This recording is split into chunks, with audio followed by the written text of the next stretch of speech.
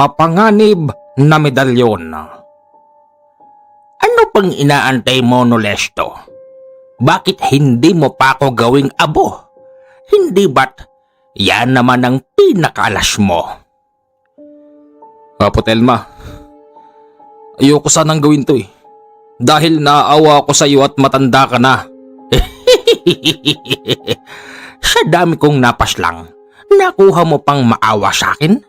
Ito ang tandaan mo. Buhay na ang batang muling magtataguyod sa aking mga nasimulan. Anong sabi mo? Anong bata? Marahil hindi mo nababasa ang aking isipan. Ang batang yon ay matagal nang ipinanganak. Oo, tama ka. At alam ko din sa aking sarili na kapag nagkaharap tayo ay matatalo mo ko. Mas pinili kong matalo siya ngayon dahil mas pinili kong mabuhay kapag batang-bata ang aking katawan. Ano pang inaantay mo? Gawin mo kong abo. Hindi. Ano bang sinasabi mo?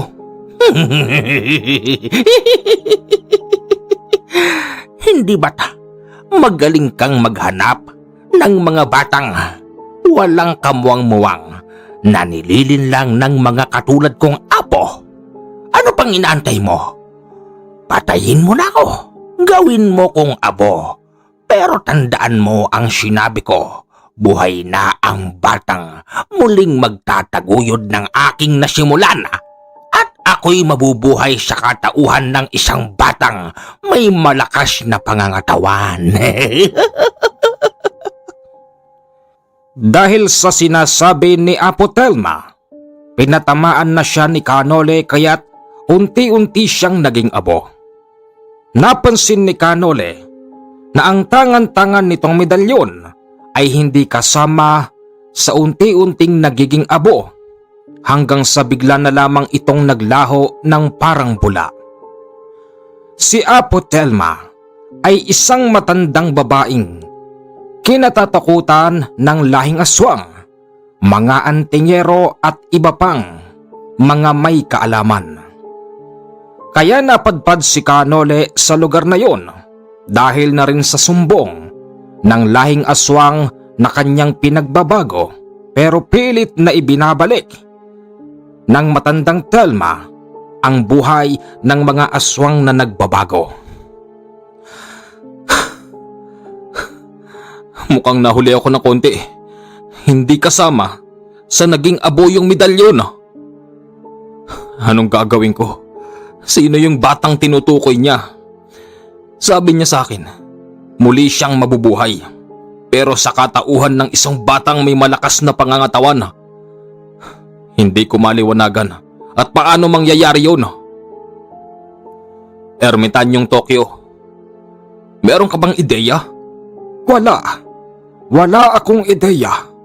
At hindi ko alam na may kakayahan pala si Apo Telma na isalin ang kanyang buhay sa sinasabi niyang batang matagal nang isinilang. Lagot tayo ngayon kung sakaling muling isisilang ang kanyang katawan sa katauhan ng isang bata. Tiyak na mas maraming mapapahamak. Huwag ka nang mag-alala, Canole. Ang importante, napas lang mo na ang Apo Telma na yun. Pinipilit niya kaming bumalik sa dati. Pero kaibigang Gabunan, hindi tayo pwedeng maging kampante. Narinig nating lahat ang sinabi ng apo na yun. Maaring totoo yun. Talagang totoo ang sinasabi niya. Basta't sinabi niya'y nagkakatotoo at walang imposible yon. Magiging palaisipan sa atin ngayon kung sino ba ang bata na yon. Ang pinakamainam na gawin natin, maghiwa-hiwalay muna tayo. Magsigsiuwi muna tayo sa ating mga tahanan para nang sa ganon tayo'y makapagpahinga. Sige, ganon na nga lang. Umuwi muna si Canole sa kanyang bahay. Ngayon, dumako naman tayo sa batang tinutukoy ni Apo Telma. 20 years old na ang batang si Steve. Sa kapanahunan na yon, wala na siyang nanay. Meron man siyang tatay, pero lasinggero. Iniidolo ng batang si Steve ang kanyang tiyo na isang antingero sa kanilang lugar dahil ito'y kinatatakutan ng maraming mga tambay at ng mga sisiga-siga sa daan. Tiyo Ada! Tiyo Ada! Oh, Steve, bakit? Ang aga mo namang nandito. Tiyo Ada, tulog pa kasi ang itay. Lasing ho kagabi Nagkape ka na ba? Hindi pa nga po. Kaya po ako nagpunta rito para makikape. Sige. Halika at panoorin mo na rin ang gagawin kong ritual. Sige po, Tiya Ada. Matagal ko na pong gustong mapanood uli yung ritual na ginagawa nyo. Ano po yan? Ito, bayawak. Kukunin ko ang apdo ng bayawak. Iinumin ko, pamangkin. Ano pong mangyayari dyan? Kapag ininom ko to, natitiyak kong yung mga pagalagalang bayawak dito ay magiging maamos sa akin. Po? Paano po mangyayari yun, Tiyo Ada? Mangyayari yun, Steve. Mangyayari. Sige na, magkape ka na dyan. Habang nagkakape ang batang si Steve, nakita niya ang kanyang Tiyo Ada na sarap sa paglago ng apdo ng bayawak.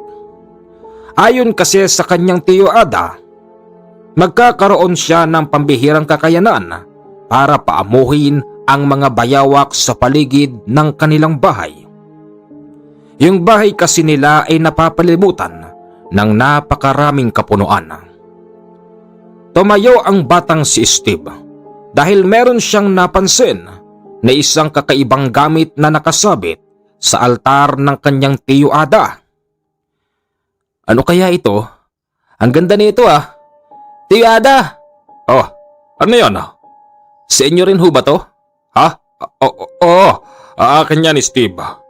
Huwag mong hawakan. Baka makatulog ka ng 2 taon. Tiyo Ada talaga Napakahilig mo talagang magbiro. Hindi ako nagbibiro. Teka. Akin nga ba yan? Sabi mo, Tiyo Ada, sa'yo. Oo, pero parang hindi ito akin. Ang gulo mo naman, Tiyo. Tiyo, pwede bang maarbor ko to sa'yo? Hindi. Steve, hindi ka pwedeng magtangan ng kahit na anong medalyon kung hindi ka pa bihasa sa paghawak nito. Dahil lahat ng medalyon, pamangkin, ay merong kanya-kanyang gabay. Nang dahil doon, kailangan mo rin magpakain ng dasal parang tao. Ang tao, kapag hindi kumain ng isang araw, manghihina. Ganon din ng mga medalyon. Pamangkin, wag na wag mong hahawakan yung mismong medalyon. Diyan ka lang sa taling kulay itim. Dahan-dahanin mo. Isabit mo kung saan mo yan nakuha. Dito po, Tiyo Ada, sa altar po ninyo. Steve, nakikiusap ako sa iyo. Makinig ka sa tiyo. Isabit mo ng mahusay at huwag mong hahawakan. Tiyo naman Akala ng batang si Steve ay nagbibiro ang kanyang Tiyo Ada nang dahil doon, bigla ang hinawakan ito ng bata. Nagulat na lang noon ang antingerong si Ada dahil walang nangyari sa kanyang pamangkin. Tiyo naman Tignan mo, wala namang nangyari sa akin. Nang lalaki ang mga mata noon ng antingerong si Ada, nang biglang may magpakita sa likod ng batang si Steve, hindi ito biro dahil isang matandang may kulubot na ang pagmumuka ang nagpakita sa kanya. Pamangkin, halika rito sa akin. Dalian mo. Bakit po, Tiyo? May problema ho ba? Wala, halika rito. Nang lumingon ang batang si Steve sa likod, wala naman siyang nakita na kung ano. taliwas sa parabang kinatatakutan ng kanyang tiyo Ada. Nang hawakan noon ni Steve ang kanyang tiyo, biglaan namang nawala ang isang matandang kulubot sa likuran ng bata. Por Diyos por Santo, wag naman sana. Bakit ho tiyo? May problema ho ba? Wala. Umuwi ka na sa inyo. Gisingin mo na tatay mo. Sabihin mo sumunod sa akin sa bukid at manghuhuli kami ng bayawak. Susubukan ko lang din. Kung talaga bang tatalab yung ritual na ginawa ko kanina para mamayang tanghali, bayawak ang uulamin natin hanggang sa kinahaponan. Opo tiyo. Sige po. Pag-uwi ng batang si Steve, inabutan niyang ang kanyang tatay na lasinggero ay nagwawala sa bahay. Ano ba? Wala bang pagkain dito? Busit na ako sa buhay ko. Nakakainis, walang makain, walang mainom. Tay, bakit po kayo nagwawala? Isa ka pa. Di ba sabi ko sa'yo, ha? Paggising ko, meron na ako dapat pagkain. Tay, Rico. Huwag niyo akong pingutin, tay. Anong wag, ha? Dadalawa na lang tayo dito sa bahay. Wala ka pang silbi. Ni hindi ka man lang nagluto ng pagkain. Saan ka nang galing? Rico, tay, bitawan mo ko, tay. Ayan. Binitiwan na kita. Saan ka nang galing, Steve? Ha? Doon lang ho kila tiyo Ada. Pinanood ko lang yung pagriritual ng tiyo. Talagang idol na idol mo yung tiyo mong baliwa. Hindi po baliw ang tiyo ko. Aba, sumasagot ka pa, ha? Akmang susuntukin ang bata nang biglang may nagpakitang matanda sa likod nito. Sino kang matanda ka? Anong ginagawa mo rito? Maniwala kayo o hindi, kumumpas lang ang kamay ng matandang babae sa likod ng batang si Steve ay biglang bumulagta ang tatay niya. Aray ko! Ang pakawari ng tatay ni Steve ay merong sumasakal sa kanya. Dalian namang rumesponde ang bata para ibangon ang kanyang ama. Tay, ayos lang ho kayo? Aray ko. Ayos lang ako. Sino ba'y matandang yon? Wala namang matanda rito, tay. Dadalawa lang tayong tao dito sa bahay. O kasi. Di ka man lang nagsaing. Tay, wala ho tayong bigas eh. Nanggaling ka na sa tito mong idol mo. Hindi ka pa nangutang. Kahit ka mo 2 gatang lang. Sige na, bumalik ka ron. Tay, sabi nga pala ni Tiyo Ada, sumunod daw kayo sa bukid at manghuhuli daw kayo ng bayawak. Mamaya na yon. Wala akong lakas manghuli ng bayawak ngayon. Di pa ako kumakain kahapon pa ng tanghali. Bumalik ka ron. Sige po, tay. Pagbalik ng batang si Steve sa bahay ng kanyang Tiyo Ada, nakita na naman ng antingero sa likuran ng batang si Steve ang matandang sunod ng sunod. Tiyo! Steve, bakit? Sabi ho ng itay, pahiram daw po ng 2 gatang na bigas. Steve, halika. Tiyo, may problema ho ba? Halika, dalian mo. Opo. Sinarado ni Ada ang kanyang bahay, kaya't nagtataka ang bata. Bakit ho tiyo? May problema po ba? Steve, sana'y nagkamali ako ng iniisip. Bakit po? Steve, dapat kasi hindi mo hinawakan ang medalyon na wala. Alin po tiyo? Yung medalyon diyang kanina? Oo, Steve. Ang medalyon na yon ay napakadelikado. Dahil sa hinawakan mo siya, yung gumagabay doon ay nagpapakita sa'yo at mukhang ikaw ang napili niya, Apo. Apo? Sino pong Apo? Ibig kong sabihin, ikaw yata ang napili ng Apo.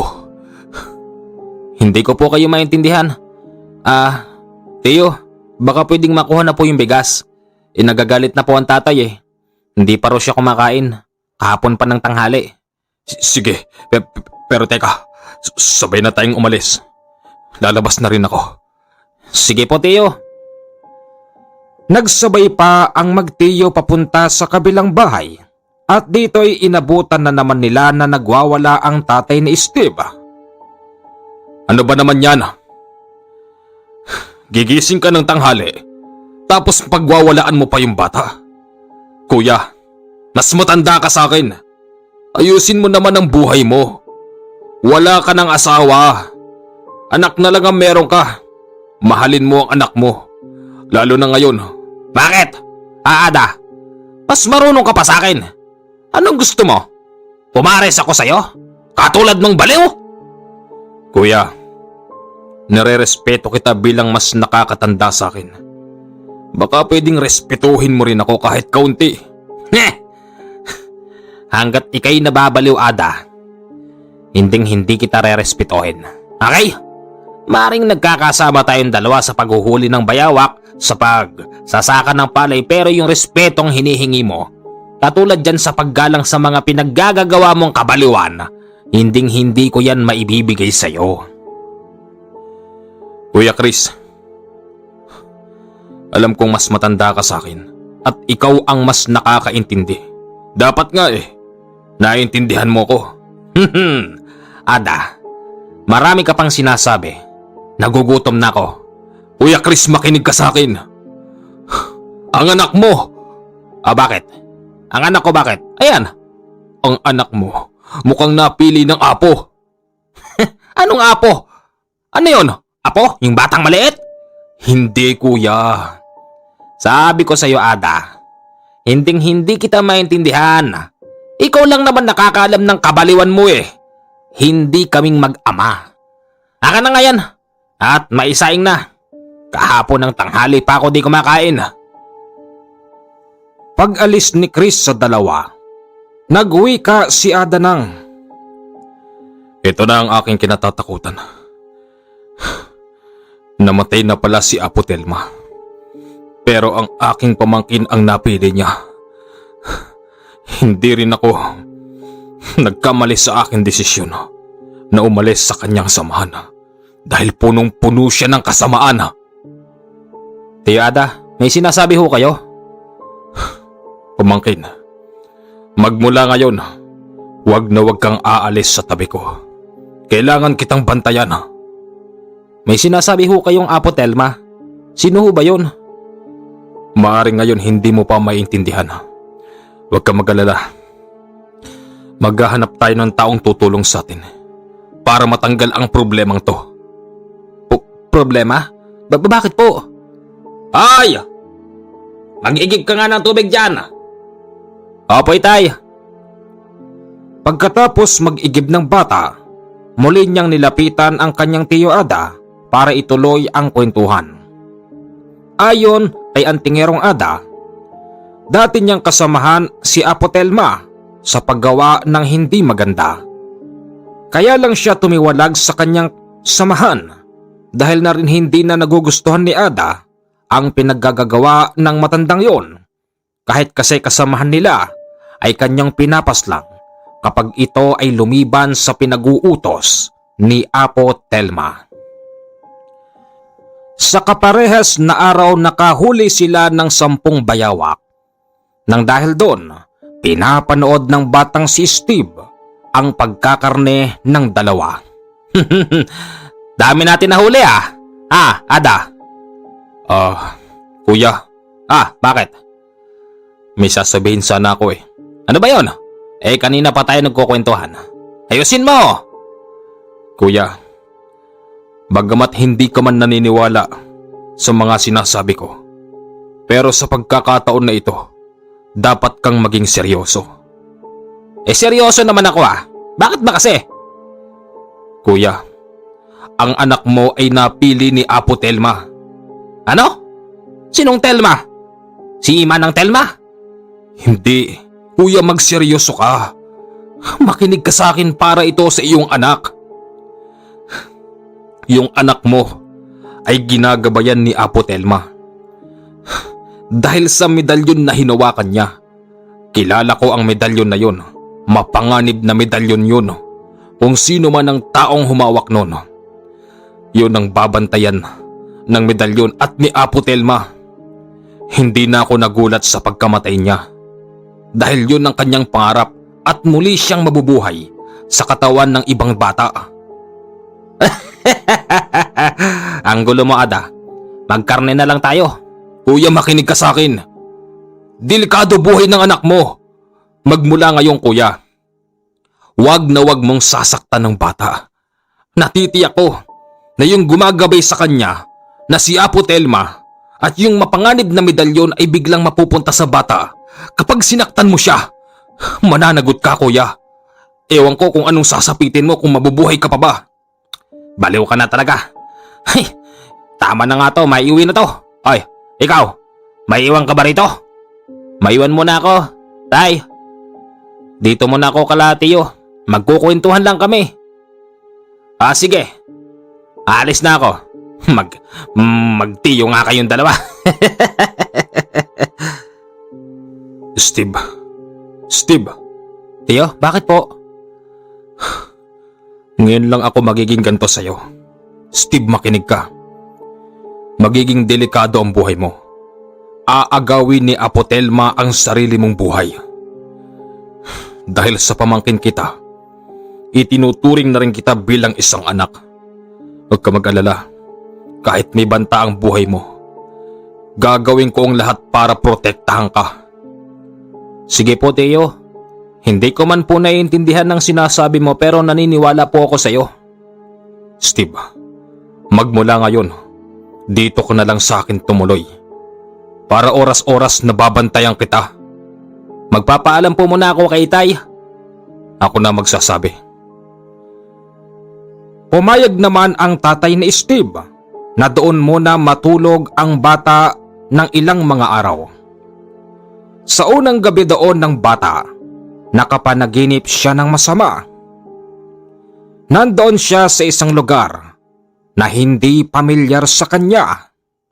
Nakakita siya ng isang matandang nakasuot ng belong itim. Magmula ulo hanggang paa ang suot noon. Lumapit ito sa kanya at nagsabing, Umiikot sa aking mga palad ang iyong buhay. Kaya't pasensya ka na bata dahil ikaw ang aking napili na pagsalinan ng ikalawa kong buhay.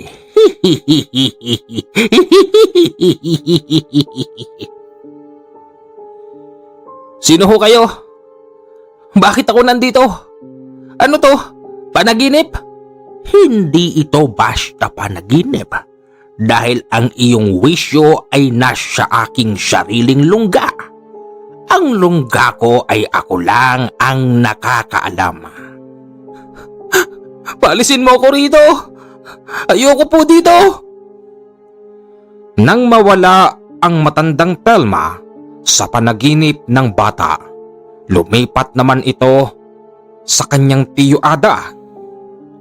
Masyado kang pakailamero! Balakid ka sa mga plano ko, papatayin kita, Ada! Apo Telma, kaya ako tumiwalag sa iyong samahan dahil matagal ko nang hindi nagugustuhan ng pinaggagawa mo.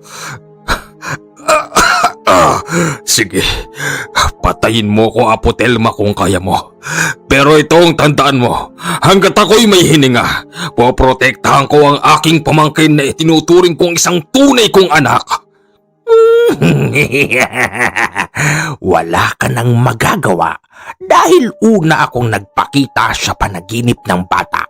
Naisuot na niya ang mapanganib na medalyon na aking tangan-tangan. Wala ka nang magagawa. Ako'y muling isisilang sa katawan ng batang may malakas na pangangatawan. At paano ka namatay? Sinong pumatay sa'yo? Di sino pa? Ang matagal ko nang binabanggit na si Nolesto. Siya lang ang matapang na lalaking albularyong pwedeng kumitil sa aking buhay.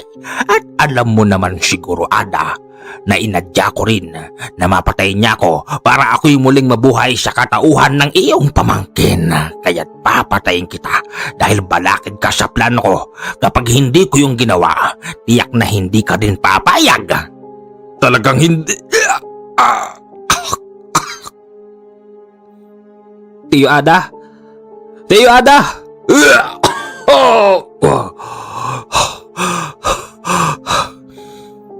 Nananaginip po kayo. Salamat, Steve. Napanaginipan ko siya. Sino po? Si Apo Telma. Gusto niya akong patayin para hindi kita maprotektahan. Telma? Yung matandang nakasuot ng belong itim? Oo, tama. Teka, nakita mo rin ba? Sa panaginip po, ngayon lang. Nang magising po ako, narinig kong umuungol kayo eh. Kaya po nagpunta ako dito. Kung ganon, hanggang sa panaginip, ayaw niya tayong paligtasin. Tama lang din ang aking desisyon na dito ka muna para ikay aking maprotektahan.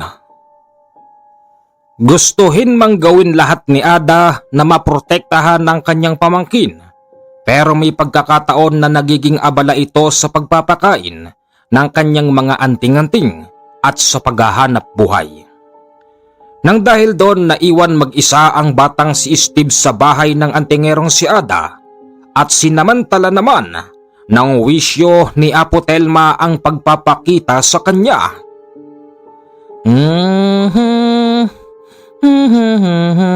Ay!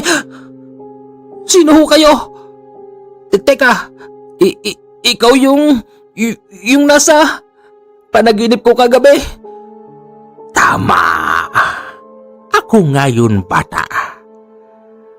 Bakit ho kayo nagpakita sa akin? Ano ho bang kailangan nyo sa akin?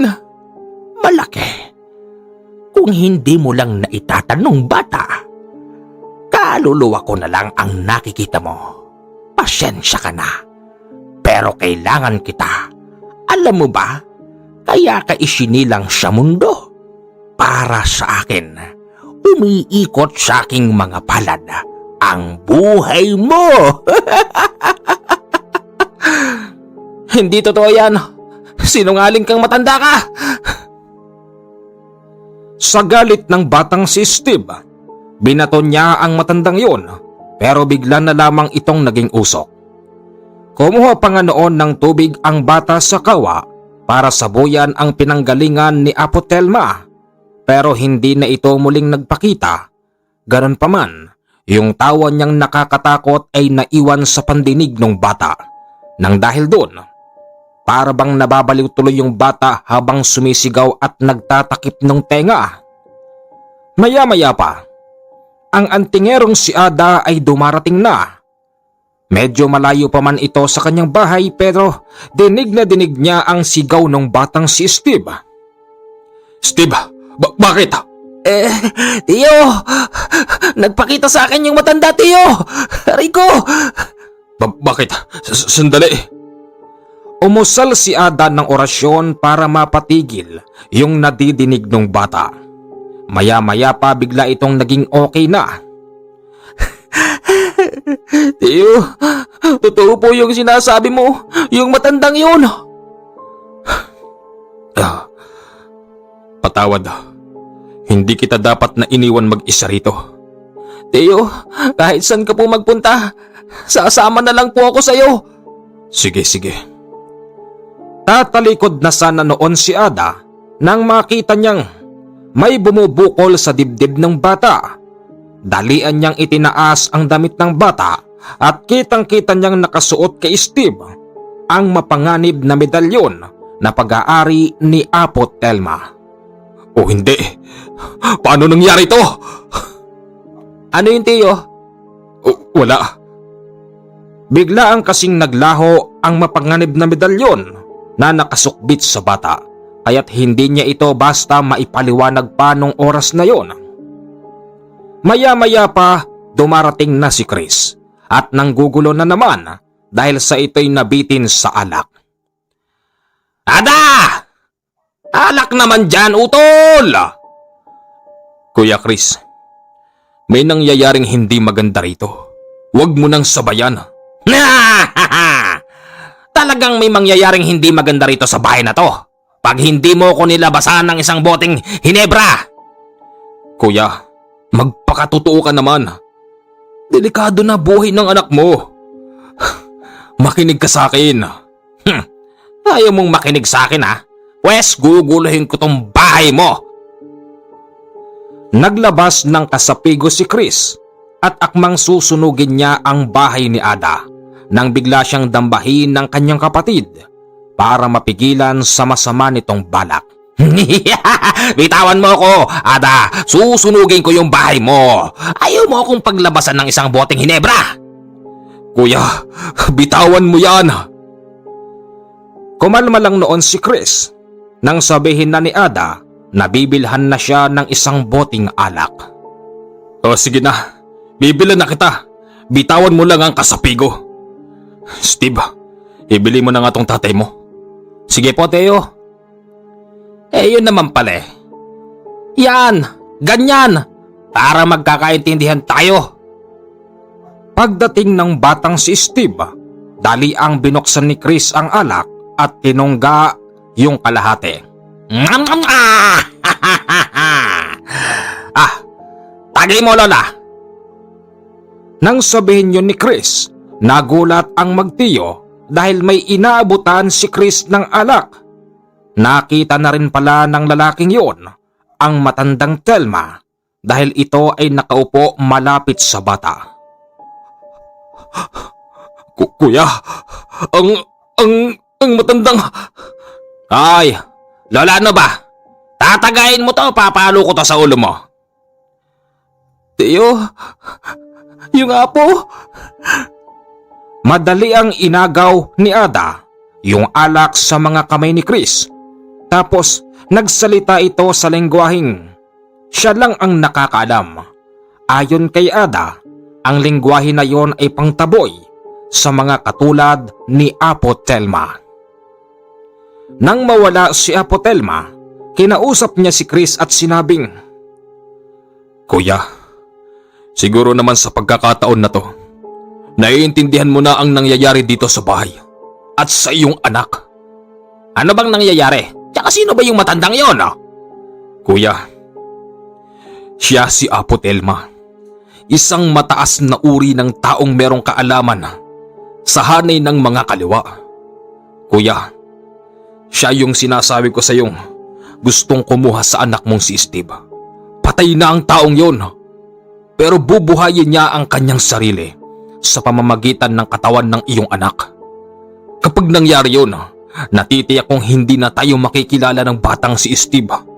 Maging tayo ay kanyang papaslangin dahil nakukontrol na ni Apo Telma ang pagkatao ng bata. Ano ka ba naman? Ano bang sinasabi mo? Kuya, makinig ka sa akin. Ako natatakot sa maaring mangyari sa anak mo at sa buhay natin. Ano ba? Ewan ko sa'yo. Akin na nga yan. Tunggain ko na nga yan. Lumabas noon si Chris bitbit ang isang bote ng alak at madalian siyang sinundan ng bata dahil nga sa ito ay pasuri-suri na. Baka raw kasi madulas sa putik, katatapos lang din kasi umulan nung oras na yon. Tay, matulog na ho kayo, tay. Matutulog na ako. Solved na ako eh. Ikaw, saka matutulog? Dito na lang po kala Tiyo Ada. Sige. Nagulat na lang ang bata dahil sa dilim ng paligid ay nakita niyang iba na yung lugar na kanyang ginagalawan. Nasaan ako? Hindi ito yung bakuran ng tiyo. Nasaan ako? Maging ang bata ay hindi makapaniwala kung paano siya biglang napunta sa ibang lugar. Si Ada na antingero naman nung oras na ito, hinahanap na yung bata. Steve? Steve! Nasaan ka pamangkin? Hindi, nalintikan na. Nasingitan ako ni Telma. Dahil sa wala na doon ng bata, pinili ni Chris na pumasok sa kagubatan sa pagbabakasakaling makita niya ang batang si Steve. Kaya lang, nagalugad na niya ang buong kagubatan na malapit sa kanyang tahanan pero hindi niya nakita ang bata. Hindi! Hindi!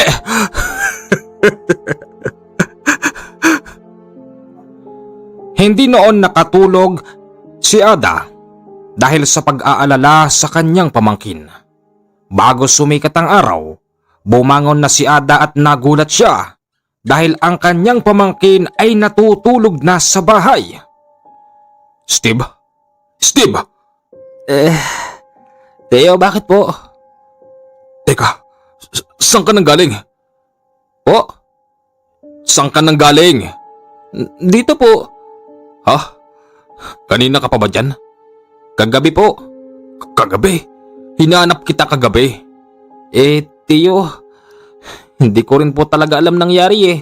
Basta nung sinundan ko ang tatay, bigla na lang parang nagbago yung paningin ko. Tapos naglakad-lakad ako, nakakita ako ng bahay na merong ilaw. Akala ko ibang bahay. Pumasok ako sa loob. Tapos, bahay pala natin. Di natulog na ako. Salamat naman. Mabuti na lang. At wala si Apo Telma kagabi. Dahil kung nagkataon, hinding-hindi na kita makikita. Ay! Kape! Nariyan na naman po ang tatay, Teo. Kuya, Kape! dito, pasok ka. Habang nagkakape noon si Chris, ang batang si Steve ay naghuhugas ng mga plato. Napansin noon ni Ada na biglang may umakap sa bata. Yung akap na parang ayaw na siyang pakawalan. Napansin niyang si Apo Telma yon, kaya't madalian siyang tumakbo papunta sa bata, pero hindi pa man siya nakakarating. Bigla siyang nadulas at nabagok ang kanyang ulo sa malaking kawa. Dahilan kung bakit ang kawang yon ay bigla na lamang nabasag. Aray ko. Pamangkin. Teo? Bakit ka nakabagsak dyan, Teo? Ano ba naman kasi tong si Ada? Parang mas lasing ka pa sa akin eh. Bumangon ka nga dyan. Ang totoo nun, kaya bumagsak si Ada dahil kumumpas si Apo Telma nang hindi niya mahawakan ang kanyang pamangkin. Pero sa pagkakataon na yun, nakapasok na ang matinding orasyon ni Apo Telma sa isipan ng batang si Steve, kaya't hindi rin napansin ng bata na bumalagta ang kanyang tiyo. Bangon nga dyan. Kahirap mo namang pakisamahan, mas lasing ka pa sa akin ah. Hindi kuya, nandito na naman yung matandang yun. Sinong matanda ba kasi? Yung kagabi. Guni-guni ko lang yun. Kung ano-ano kasing nakikita mo eh. Baliw ka na, dami mo kasing anting-anting. Orasyon ka ng orasyon, di mo naman alam ibig sabihin ng pinaggagawa mo at pinagsakasasabi mo. Kuya, hindi ko na talaga alam kung ano bang pwede ko pang ipaliwanag sa'yo. Basta kami ng anak mo, kami ang nakakaalam. Hindi biro ang nangyayari. Huwag sanang umabot sa punto na makuha na ni Apo Telma ang bata para lang maniwala ka. Ewan, kape na. Tagal-tagal nyo dyan. Pagkatapos nun, isinama ni Ada ang batang si Steve. Pupunta raw sila sa kanyang madalas na puntahan, isang batis na sagrado kung saan meron siyang nakikitang isang magandang babaeng nagpapakita at hinihingan niya ng payo. Teo, malayo pa ba? Malayo pa. Malayong malayo pa. Pero huwag kang mainip. Sumama ka lang sa akin. Dito malalaman ko kung ano bang dapat nating gawin. Kung dapat bang humingi na tayo ng tulong sa taong mas may mataas na kaalaman. Kanino po tayo lalapit? Sa taong pumatay. Pumatay? Sa taong pumatay kay Apo Telma. Sino po yun? Magkalaban kaming dalawa. Kilala niya ako at kilala ko rin siya. Pero sa pagkakataon na ito, pamangkin, kailangan kong ibaba ang aking ego para tulungan niya tayo. Ayon sa mga nabasa ko, sa mga kinikilos ng taong yun, handa siyang tumulong sa mga katulad natin. Kahit na tayo'y kalaban, alam kong hindi siya mangingilag na tulungan tayo sa problemang to. Lalong-lalo na sa'yo. Bata ka pa naman. Naawa yun sa mga batang katulad mo. Nang dahil sa pinaplano na ni Ada na humingi ng tulong kay Canole, mas tumitindi naman ang pagnanais ni Apo Telma na makuha ang bata. Dahil sa hindi sila agad makaalis at wala silang sapat na pera, nag-iipon muna ng pera si Ada para mapuntahan si Canole.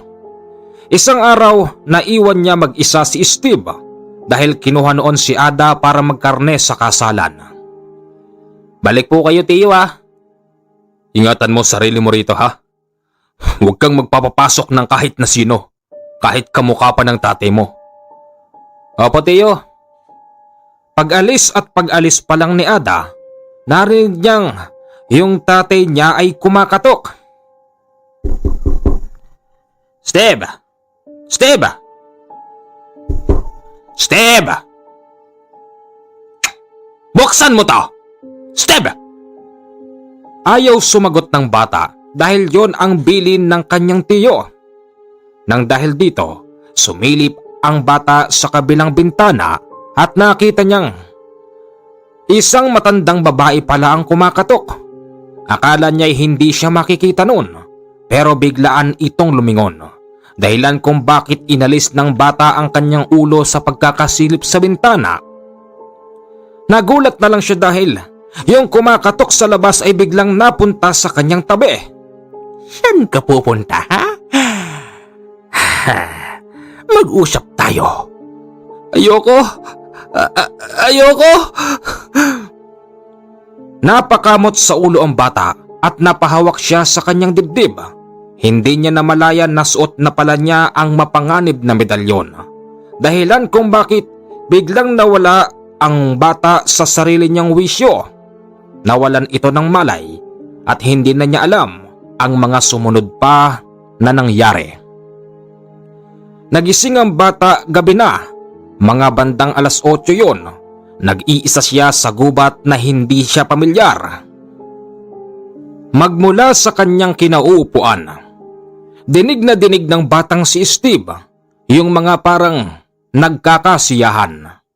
Tinungo niya ang bahaging yon at nakita niyang merong isang liblib na baryo at may mga taong nagkakantahan habang nagsasayawan tapos nag-iinuman. Meron palang baryo dito? Paano ako napunta rito? Wika nung bata habang papasok na siya sa baryo at papalapit na sa mga taong nagkakantahan. Natigil ang kasiyahan nang makita nila si Steve. Nakahubad ang batang yon at suot-suot ang napakamapanganib na medalyon. Magtatanong lang po ako.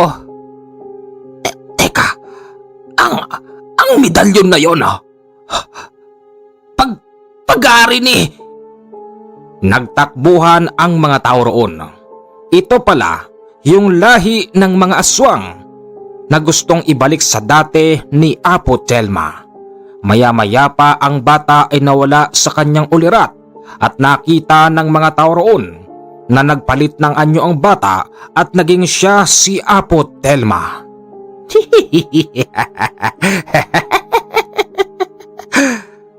Tawa nung apo at hindi mapaniwalaan ng mga tao roon.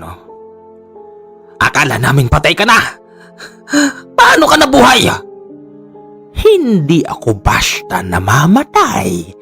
Ngayon, humanda kayo sa aking pagbabalik. Ang bata ay nagbalik sa dati. Nawala ang itsura ni Apo Telma, ganun pa man. Hindi biro ang bigat ng presensyang nararamdaman nila sa bata.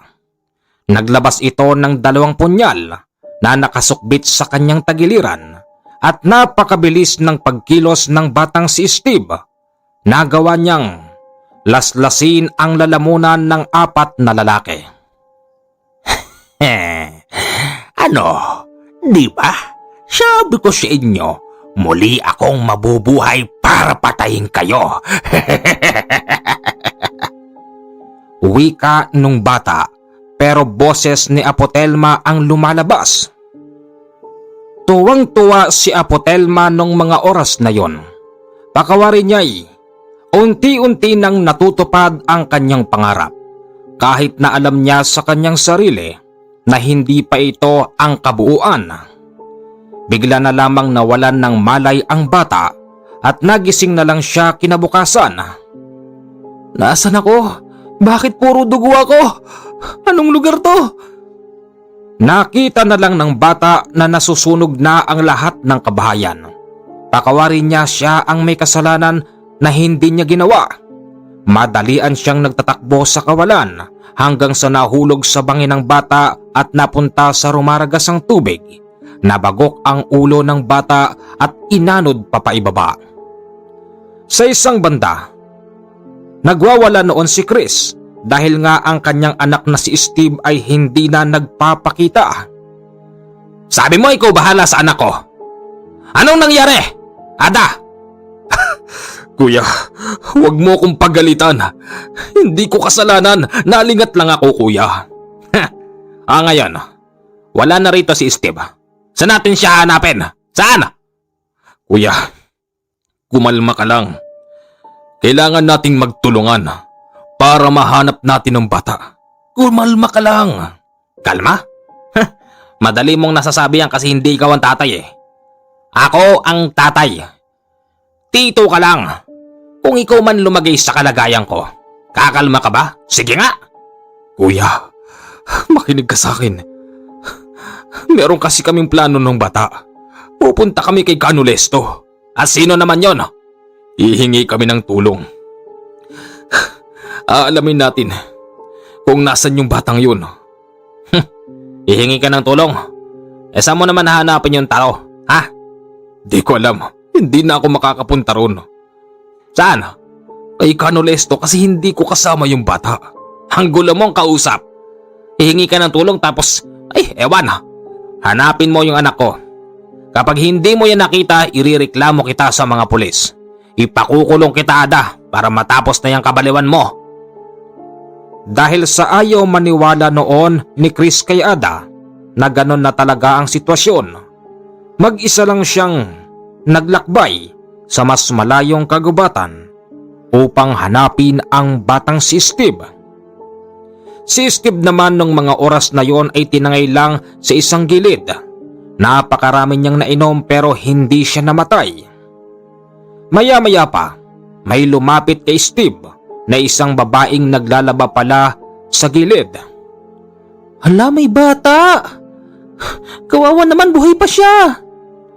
Dinampot si Steve ng babae at isinakay sa batya tapos nagpaagos dahil may kabigatan pa rin ng batang yon, kailangan siyang ipaagos sa tubig nang hindi mahirapan ang babae sa pagbitbit sa kanya. Sino ang batang ito? Monette! Lolo, nakita ko kasi habang naglalaba ko, napadpad siya malapit sa tabi ko. Nararamdaman ko. Ito ang batang tinutukoy ni Apo Telma. Ayan na naman kayo, Lolo eh. Nagsasabi na naman kayo ng hindi ko maintindihan. Monette, dito ka lang, ha? Itali mo ang batang to. Lolo, wala na ngang malay yung bata. Bakit itatali niyo pa? Itali mo dahil kapag nagising to, tiyak kong papasok si Apo Telma sa katawan ng bata para pakilusin nang hindi niya nalalaman. Dito ka lang! Dito ka lang! At eto na ang matagal ko nang minimithi, na matagal ko nang hinihiling, na huwag kaming pahirapan na hanapin ng batang bubuhay kay Apo Telma. Sige na nga, Lo. Ayun na naman kasi kayo eh. Lagi ako natatakot pag naggagaganyan kayo, Lo. Ang ermitanyong si Tokyo, ang lola ni Monette. Napakaswerte nila dahil kahit na hindi nila hinahanap ang batang muling bubuhay kay Apo Telma, kusa itong nagpakita sa kanila. Ang ginawa naman noon ng matandang Tokyo, tumawag siya kay Kanole mula sa hangin. Sa kabilang banda, narinig ni Kanole ang panawagan ng ermitanyo. Narinig ko, kapanalig. Narinig ko. Kung ganun, umaadya pa rin sa atin ang pagkakataon. Hindi na tayo mahihirapan pa na hanapin ang batang yon. Pupunta ako dyan. Uunahin ko lang tong ginagawa ko rito. Bossing! Hahay! Oh, ikaw na naman. Bakit? Sawa ka na ba sa pagmumukha ko, bossing? Di naman, nakakagulat ka naman kasi.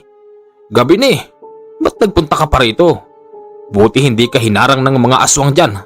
Bossing naman! Haha! May sulat para sa iyo eh. Baka mamaya, importanteng mahalaga to. Patingin nga. Okay, sige. Alam ko na to. Siya nga pala, wala akong pera eh. May pera ka ba dyan?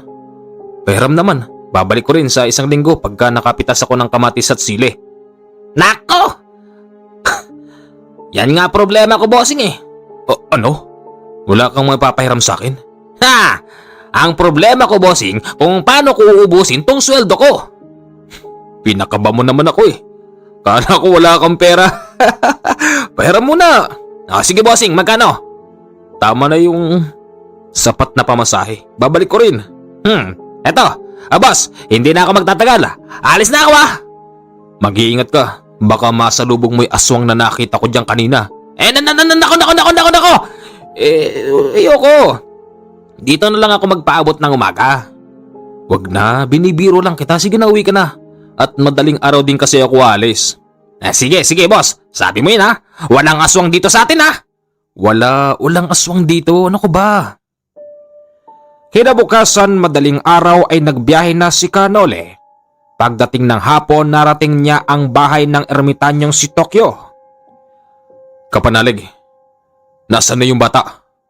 Kapanalig, ay mabuti dumating ka. Alam mo ba, dahil susuot na ng bata yung mapanganib na medalyon, pati tuloy ang apo kong si Monet, ay naimpluwensyahan. Ano? Nasaan sila? Nandoon sa may talisay, itinali ko roon at pinagbabantayan ko sa aking mga gabay. Halika, madali tayo. Inabutan ni Kanole na nakatali ang kanyang apo na si Monet, pati ang batang si Steve, dahil nung mga oras na yon ay para ba silang sinasapian. Sinasapian sila at pinagsasabay ng mapanganib na medalyon ang katawan ng 2 tao. Muli tayong nagkita, Nunesto. Apo Telma? Tama. Mabuti naman at hindi mo ko nakalimutan na. At sino ba namang makakalimot sa'yo? Palagay ko, hindi mo rin ako makakalimutan eh. At bakit naman hindi? Tama ka din. Tama ka din doon. Hindi kita makakalimutan dahil ikaw lang naman ang matapang na tao na gumawang abo sa aking katawan. Apo Telma, sa pagkakataon na ito, masasabi kong hindi ka pa rin mananalo dahil hindi namin hinanap yung bata kusa itong nagpakita sa amin. Doon ka nagkakamali. Ano? At paano ako nagkamali? Sabihin mo nga. Nagkakamali ka dahil nasimulan ko na ang aking mga pangarap. Hindi pa man buo pero napaslang ko na ang mga lahi ng aswang na iyong pinagbabago. Ano? Ginawa mo yon? Napakasama mo. Nagawa ko yon sa pamamagitan ng batang ito. Napakabait ng batang ito para sa akin. At isa pa, ang batang apo ng ermitanyong si Tokyo ay kontrolado ko na rin. Kapag siya ay nagising, natitiyak kong hindi niya kayo makikilala, lalong-lalo ka na, Tokyo. Wag ang apo ko! Wag! Parang awa mo na, Telma. Matanda ka na, magretiro ka na sa pagiging ganyan. Alam kong matanda na ako. Kaya nga't mas pinili kong muling mabuhay sa katawan ng isang batang malakas. Wag! Telma, ano ba talagang gusto mong patunayan? Wag ang apo ko, maawa ka naman. Dahil gusto ko pang mabuhay. Gusto ko pang mabuhay Tokyo. Yun lang naman ang dahilan. At papas lang ako pag gusto ko. Pagkatapos noon ay biglaang nawala ang boses ng matanda, kaya't nagising na ang batang si Steve. Nasaan ako? Sino kayo? Ba't ako nakatali? Kumalma ka lang. Kumalma ka lang. Iho, hindi kami mga kaaway mo. Tutulungan ka namin na alisin sa buhay mo ang matandang Telma na yon. Pakawalan niyo muna ako, di ako makagalaw. Sige na, pakawalan mo muna siya. Bata, delikado ang buhay mo kay Apo Telma. Bakit po kilala niyo siya? Si Tiyo Ada. Kilala din ng Tiyo Ada. Yung apo na yun. Patay na raw siya eh. Gusto niyang mabuhay tapos aariin niya ang aking katawan. Ano? Tiyo mo si Ada? Bakit po? Sino po ba kayo? Ako si Nole. Kano Lesto. Kayo yung taong sinasabi ni Tiyo Ada na lalapitan namin. Tignan mo nga naman ang pagkakataon. Hindi tayo mahirapan. Ermitanyo, pakawalan mo na yung apo mo. Nang pakawalan ang apo niyang si Monet, bigla na lamang itong nagising tapos gusto niyang mangbato at manaksak. Muntik na tuloy masaksak ang batang si Steve, maging ang ermitanyo, kaya't gumamit ang ermitanyo ng tinatawag na tigalpo upang mawala ang nangyayari sa kanyang apo. Apo, patawarin mo ko, Apo. Kailangan kitang tigalpuhin. Kanole, anong ibig sabihin nito? Ang ibig sabihin nito, dahil sa mapanganib ang medalyon, ang sino mang hahawak sa bata na gustong kunin ni Apo Telma ay madadamay. Ganun ba? Kanole, huwag ka muna nga alis. Tapusin natin ang problema na ito. Oo naman. Hinding-hindi ako alis dito hanggat hindi natatapos ang problema. Uunahin ko muna kayo kahit na merong nagpadala sa akin ng sulat. Ganito ang gawin natin. Buhatin mo ang iyong apo. Bata, pumunta tayo sa inyo. Hindi ko po alam kung saan yung papunta sa amin. Sabihin mo lang kung anong lugar at ako nang bahalang lumandas ng daan para marating natin ang bahay nyo. Sige po. Habang naglalakbay sila papunta sa lugar nila Ada at Chris, dumako naman tayo sa sitwasyon ng magkapatid. Yan sir! Siya ang dahilan kung bakit nawala yung anak ko. Palagay ko sir, binenta niya anak ko sir eh. Sir, huwag ho kayong maniwala sa kanya. Wala ho akong ginagawang masama. Pero, Ada, alam natin dalawa na sa'yo nakatuloy yung anak ko. Pwede ba bigla siyang maglalaho na ganon? Sir, huwag niyo ho akong hulihin. Maawa ho kayo sa akin. Wala ho akong ginagawang masama. Anong walang ginagawang masama? Sa'yo nakatuloy ang bata at ikaw ang tinuturong sa lare ng kanyang ama. Pero sir, maniwala ho kayo. Anin ko naman ang pagbebenta sa bata. Hindi ko nga ho hinahangad na magkaroon ng maraming pera. Sapat na ho ako sa gantong buhay. Wag ho sir. Sumama ka na lang sa amin. Sa presinto ka na lang magpaliwanag. Pasensyahan tayo, ginagawa lang namin ang trabaho namin. Ano, Ada? Sabi ko sa iyo eh, kahit kapatid kita, tutuluyan kita. Nang dumating sila Kanole, wala na roon si Ada at si Chris naman ay nagulat. Steve? Anak? Tay, si Tiyo Ada. Nako, nalintikan na. Teka, sino tong mga kasama mo? Ang papangit ah! Sabihin mo ng pangit, lahat na. Nasaan si Ada?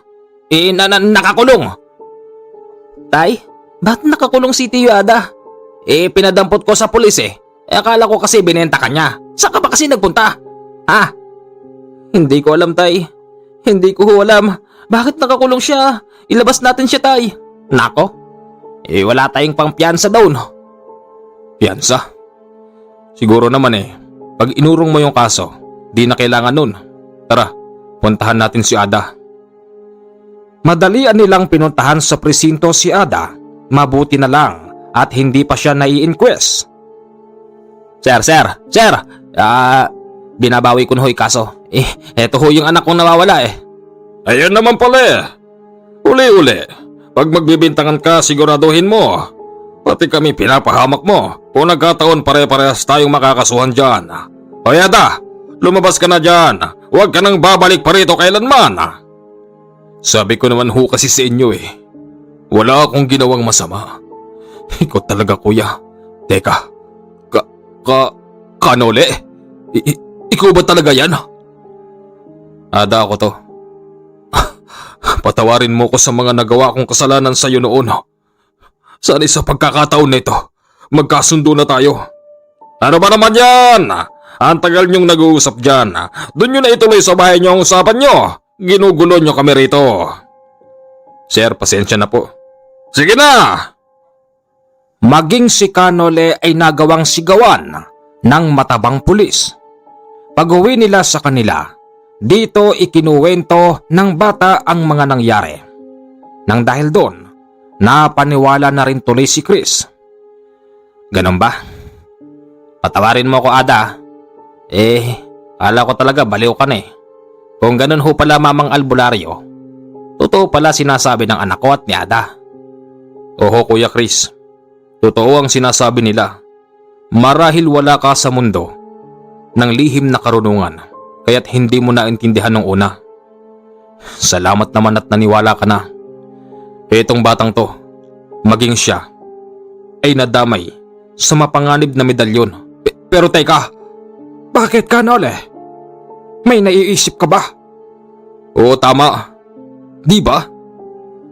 Patay na yung katawan ng Apo Telman na yun Ngayon, gumagana na lang siya nang dahil sa mapanganib na medalyon na biglang nawawala at nagpapakita sa katawan ng batang si Steve. Ang ibig sabihin, nasa medalyon ng kanyang buhay. Tapos na problema natin. Ganito, antayin natin ng pagkakataon na muling magpakita yung Telma na yan. Tapos yung mapanganib na medalyon. Ako ang bahala. Hahawakan ko ang medalyon na yan at dudurugin ko sa aking mga kamay. Pero Kanole, baka naman ikaw ang talbogan. Huwag kang mag-alala, Ada. Alam ko ginagawa ko at hindi ko to gagawin kung walang tulong ng aking mga gabay. Alam ko din sa aking sarili na lubhang napakapanganib ng medalyon na yun kaya't kailangan ng tripling pag-iingat. Lumipas ang 1 linggo hindi nagpakita si Apo Telma. Ganun pa man, alerto silang lahat dahil maaaring bumalik ito anumang oras. Ang batang si Monet naman ay tuluyan ng gumaling dahil tinanggal na ni Kanole ang orasyon na iniwan doon ni Apo Telma para manggulo. Isang araw, nagkasundo sila para uminom. Habang sila'y nagsasaya, ang batang si Steve ay nakatabi kay Kanole at sa kanyang ama. Alam mo, Mamang Albularyo, hindi talaga ako makapaniwala sa mga kwento ng kapatid ko pero meron pa palang mas matindi sa mga kwento niya. Yung mga karanasan mo sa buhay. Sa totoo lang, pag kinuwento mo rin yan sa iba, wala namang maniniwala sa'yo.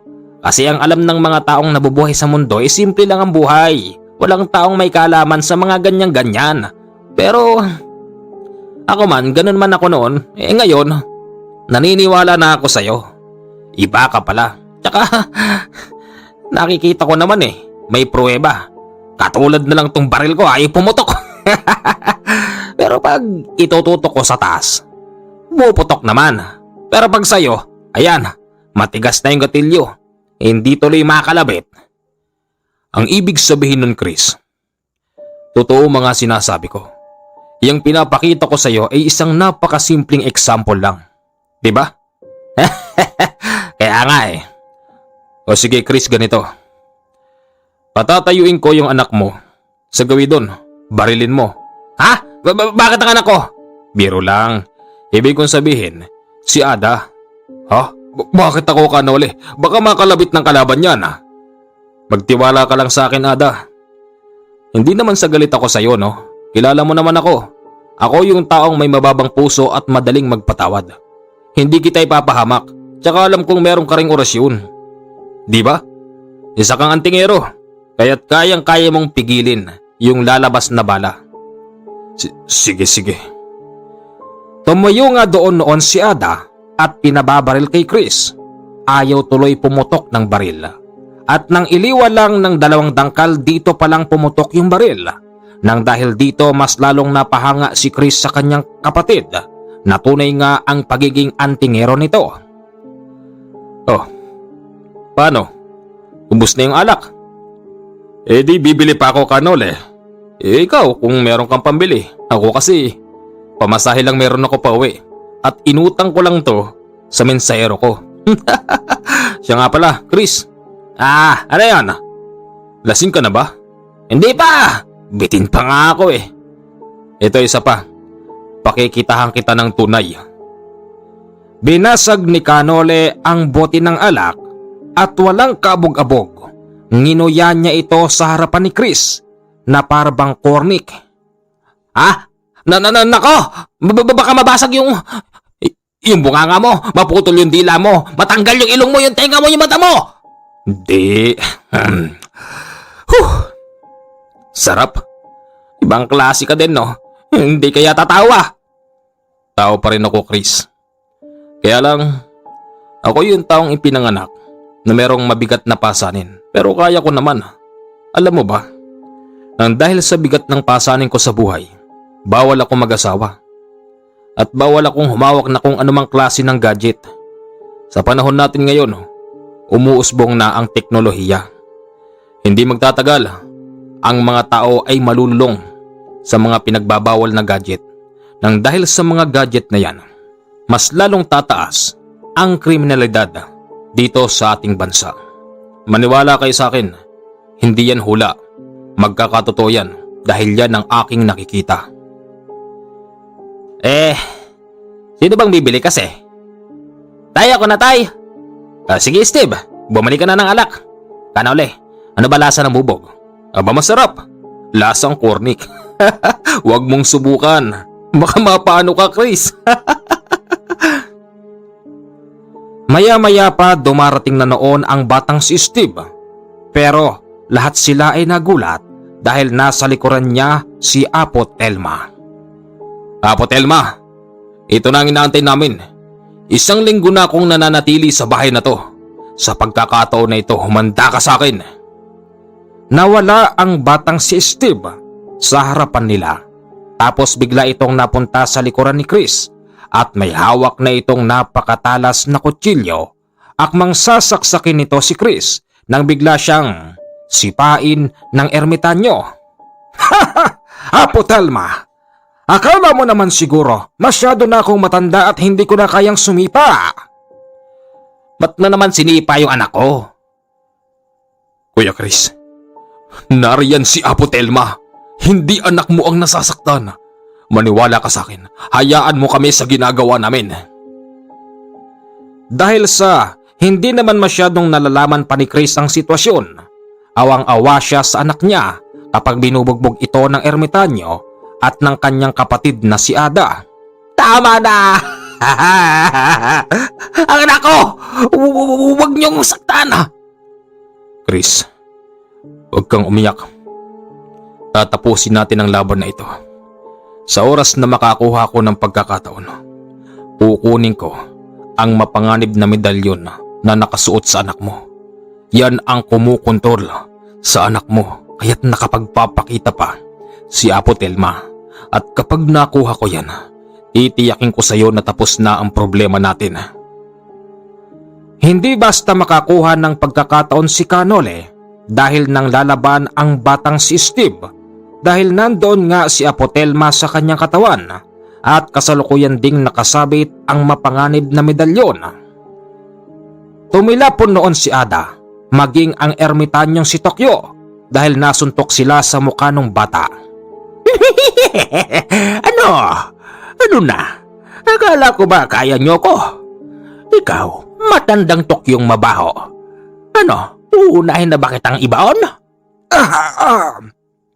Ako'y isang ermitanyo na meron ding gabay. Hindi ko lang magamit ng lubusan. Dahil Dahil ano? Ha? Dahil masasaktan ng anak ko. Alam kong pagkatapos nito ay iindahin ng aking anak yung mga ginawa nyo. Tama na! Shh. Kumalma ka. Kalma. Hindi! Tama na. Minsan nyo pang sakta ng anak ko. Ako na mismo gagalaw para saktan din kayo. Nang dahil sa ginagawa ni Chris, napansin tuloy ni Apotelma na pwedeng talbugan ang tatay nung bata. Maya-maya pa si Chris ay tinalbugan na nga ng ginagawa niyang hindi maganda. Nang dahil doon naging dalawa pa ang kanilang kalaban. Ako nang bahala sa kuya ko. Ako nang bahala. Sinaktan noon ni Ada ang kanyang kuya Chris. Kahit na ayaw niya. Pero wala siyang magagawa dahil yun lang ang siyang tanging paraan.